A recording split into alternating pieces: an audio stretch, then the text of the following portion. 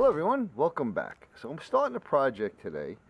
I have this saw blade that came out of a busted up multi-tool, and I wanted to see if I could make basically a little folder that just has this blade in it. Now I have a few other Swiss Army and some other multi-tools that have a blade in it, but I wanted one that was just the saw blade.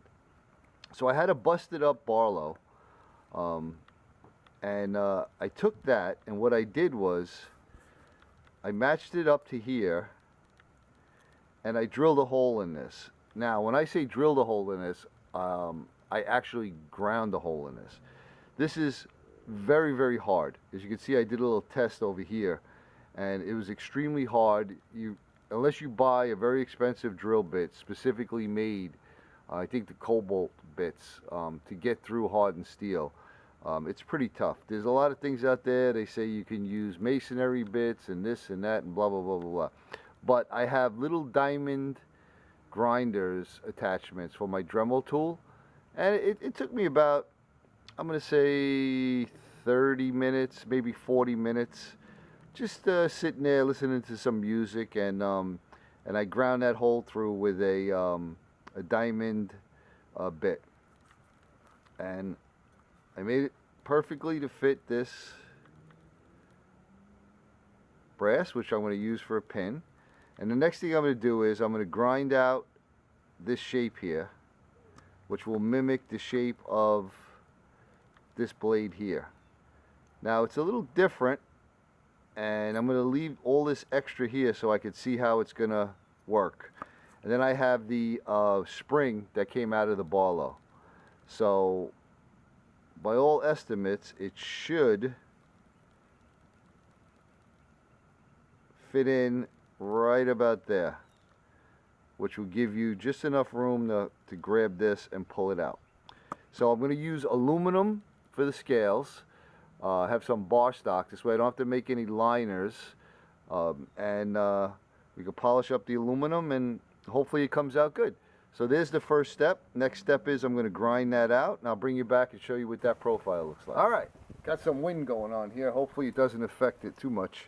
So I got that finished, ground it down, got the nice profile, and I'd say that took me about no more than 15 minutes.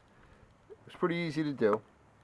Next step is I got this bar stock aluminum, 1/8 inch thick, and we have the original liner, which is an advantage now because it can be used as a pattern. And I'll rough out a couple pieces of aluminum and I'll bring you back. Okay, so I have these roughed out. So that's going to be about the thickness of it.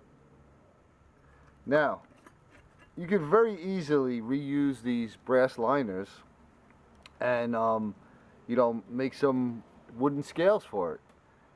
But I like the aluminum, so like I said, it's roughed out.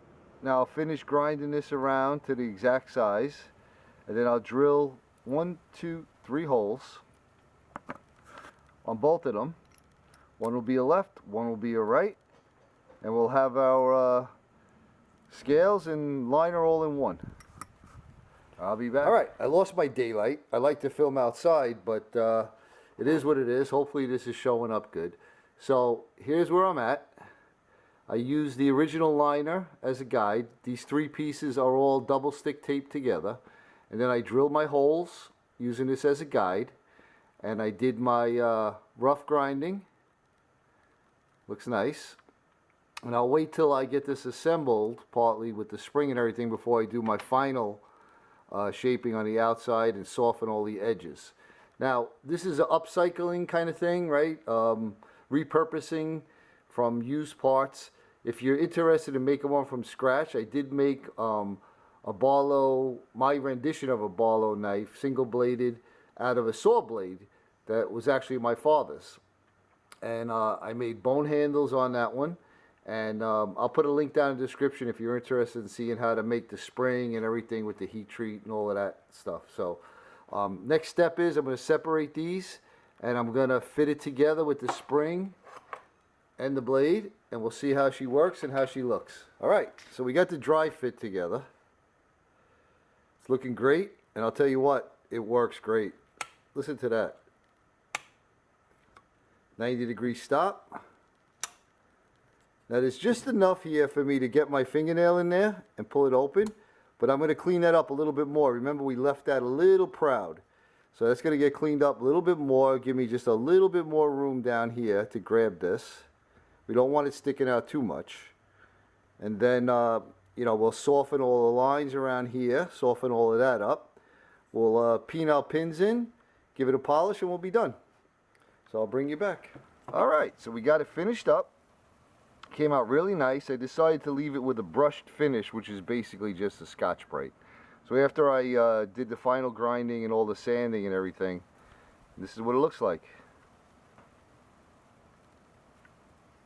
90-degree stop. It's got the walk and talk, a little bit of oil on there, but it's nice, lightweight.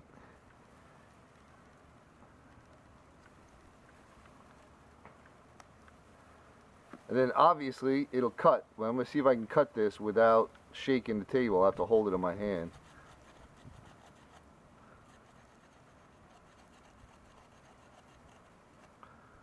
Obviously you see that cut in there. This would be great to use to make a fireboard, the little V-notch in the fireboard. You know, cutting little saplings down. Now it's not going to replace, you know, one of your bigger folding saws. But, you know, for the size and the weight, you could just throw this in your pack, keep it in your pocket, and you're good to go. So, repurposing, upcycling is pretty easy. I think I spent a total of about an hour and a half on it, but I'm very pleased with it. It's got the brass pins.